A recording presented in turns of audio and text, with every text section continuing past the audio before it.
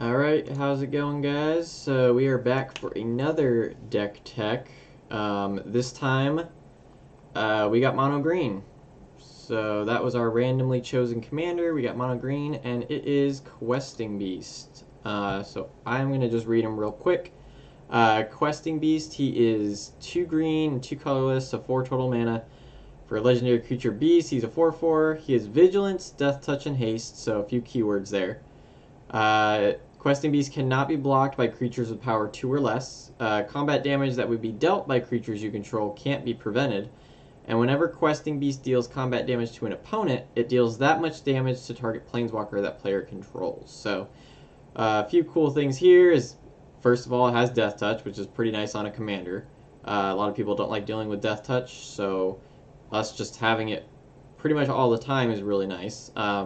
Also, him having haste means it's a 4-turn, 4/4 swing.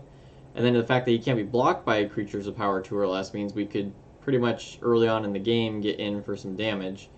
Combat damage that would be dealt by creatures you control can't be prevented. There's a few little things that you can do there that we'll go over a little bit later that you can kind of like take advantage of it. And then the nice thing is like with Questing Beast, you never have to swing at a planeswalker because if you deal combat damage to an opponent, it'll deal that damage to that planeswalker as well. So Questing Beast, pretty nice, pretty good creature. If you've been playing Standard at all or in Arena or whatnot, you know Questing Beast. It can get pretty gross, especially if they're playing Questing Beast, it gets destroyed and comes back, which in Standard it's like, hey, I got 4 Questing Beasts, but in Commander it's like, hey, I always have access to Questing Beast. So it's just a gross creature that people just always have to be aware of. And yeah, so the theme of the deck this time is, well, we're playing mono green, so of course we're playing big creatures. So that is our theme of the deck. We got a lot of big creatures. We've got a Galta, which is 12 mana, but usually it can come in pretty cheap because we're playing big creatures, so generally it can come in for 2 mana. We're playing a Godzilla card, we're playing Craterhoof, Avenger Zendikar, Thunderfoot Baloth, so as you can see, 12, 9, 8, 7, 6, 6, 6, 5, 5, 5, 5, 5, 5, like, yeah, we're playing a lot of big mana creatures. If you look at the stats of the deck, it comes in with a mana curve of 4, which is a pretty high mana curve. But again, there's a lot of these spells that can come in for cheaper, like the Great Henge, you're not going to be casting it for 9, Galta, you're not going to be casting it for 12, so a couple of these spells can definitely be cheaper, so I don't think the mana curve is quite at 4, but still, it's definitely up there. So stats of the deck, I think we're sitting at card draw and mana ramp sitting at about 12 or 13 pieces that kind of do that. Removal, I think we have about 8 removal spells, and most of the removal in the deck is going to be artifact or enchantment. Mono green isn't the best at creature removal. There's also no board wipes in mono green. So we're going to be hoping that we just play big creatures and people just, you know, that's how we get creature removal, is they block our big creatures. And hey, there you go. The only creature removal we really have is Beast Within, which is basically a permanent removal. Otherwise, you know, we're playing Crossing Grip, Naturalize, Return to Nature, you know, the Artifact or Enchantments. Even our creatures that come into play, like Reclamation Sage, is Artifact or Enchantment, or Acidic Slime, which is Artifact, Enchantment, or Land. So, yeah, even Kogla. I think that's how you say it. Kogla. Whenever he attacks, destroys our artifact or enchantment the defending player controls. So we're hoping that people are playing a lot of gross artifact enchantments that we can remove, not necessarily gross creatures. That's basically the hope of the deck.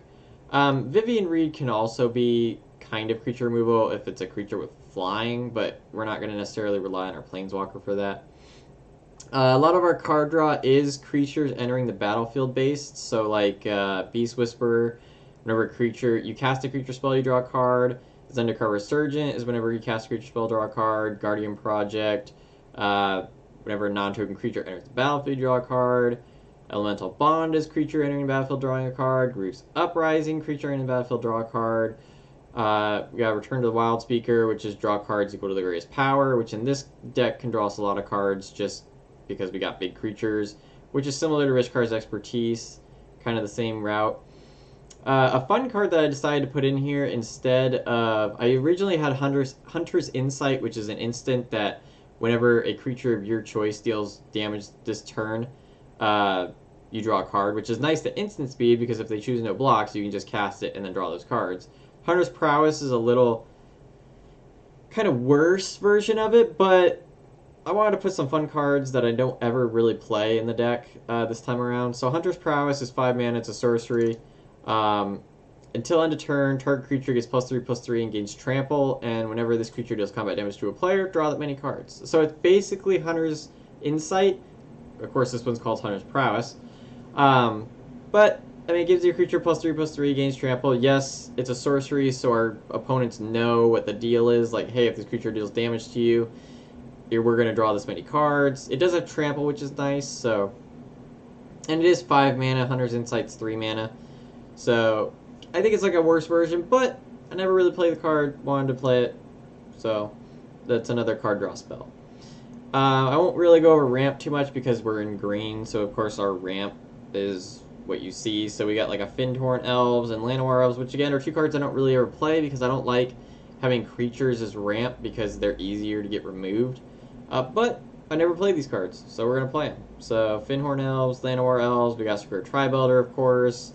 And then we got our Rampant Growth, Cultivates, Kadama's Reach. Explosive Vegetation is a 4 mana ramp, which I don't ever really play 4 mana ramp, but as you can see with one of the like hidden themes of this deck is let's play cards I wouldn't normally play all too much. So that's basically our ramp. I mean, Great Henge can be ramp as well because it does come in, can be cheap, and you can tap it to add 2 green.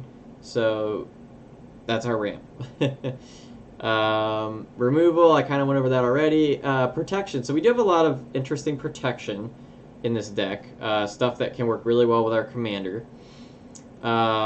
We do have like Asceticism, which I said I'm going to start playing in every green deck because it's really good.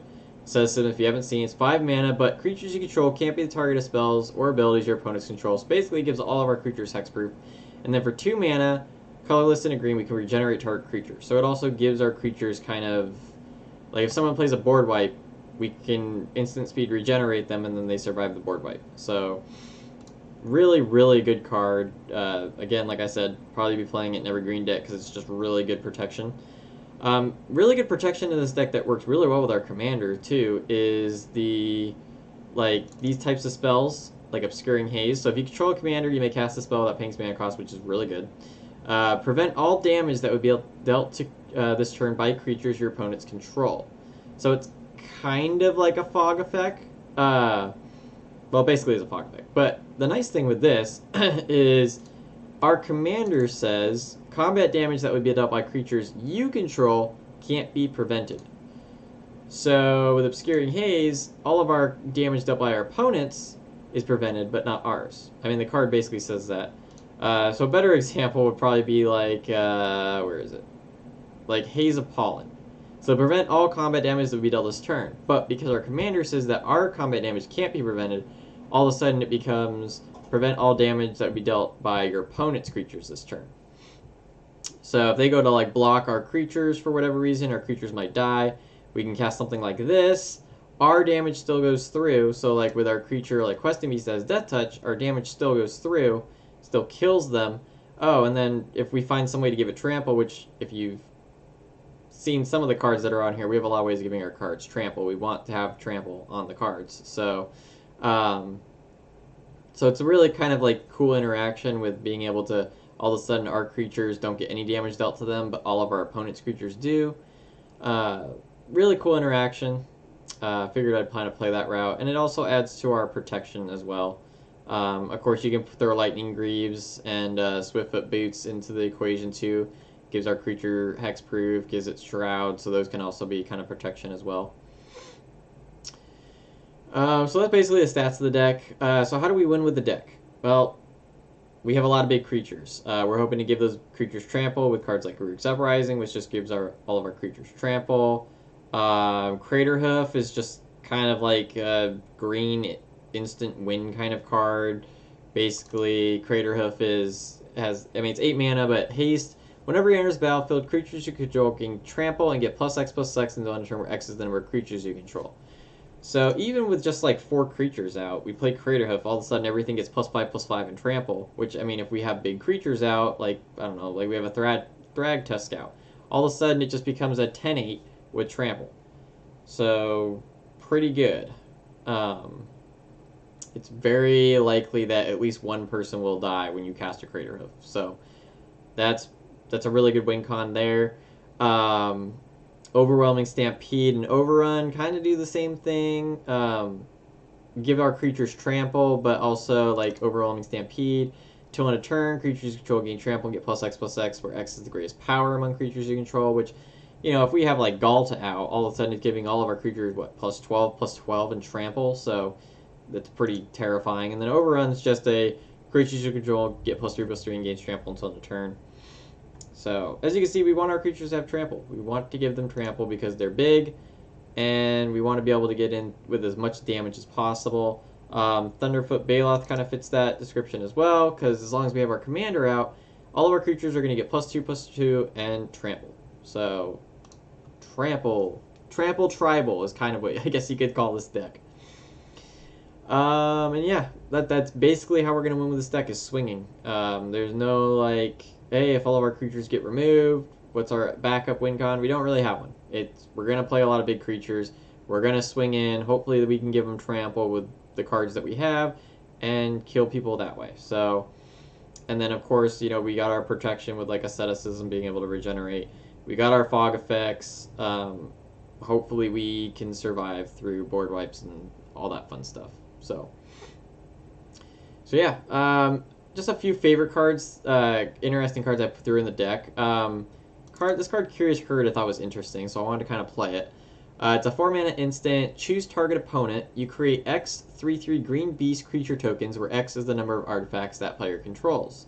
So I've been in a few games now where people are playing like Dockside Extortionist or even like a Smothering Tithe or something like that, where they're generating like treasures to kind of ramp, or I don't know, we're just playing an artifact deck where somebody has like 10 artifacts, or they're ramping with artifacts. So all of a sudden on someone's end step before our turn, we can cast this and possibly get like 5, 6, 7 3/3s that just come out that we could swing with on our turn. Seemed like a pretty good card, seems really interesting, so I thought I'd throw it in the deck, play it, see what happens. Seems like it could do a lot of work, so I'm curious to see what it'll do. Fresh Meat is also interesting. It's another 4-mana instant. So you create a 3/3 green beast creature token for each creature put into your graveyard from the battlefield this turn. So again, like what I was talking about before about surviving through a board wipe, is if for some reason, yeah, we don't have like an asceticism, so we can't regenerate, we have no way of like heroic intervention that you saw earlier, if you were looking at the cards.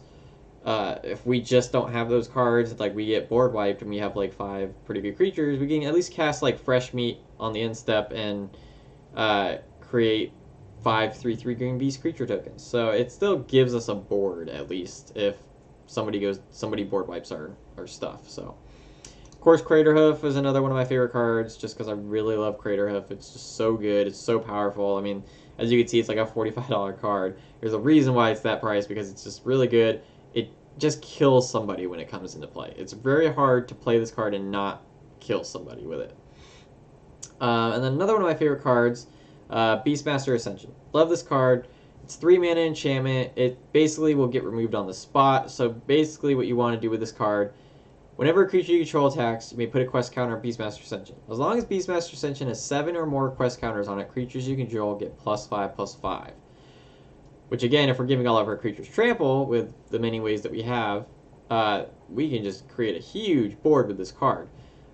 You do have to have 7 or more quest counters on it, so it does take a little bit of work to get there. So basically what you want to do with this card is you want to try to get to 7 creatures, or at least a way that you can play this card, get half the quest counters you need based on the creatures you have on your board, so that way next turn, if it goes through the whole like turn cycle, the whole like round of the table, you can at least swing with this card, get those quest counters, give your creatures +5/+5.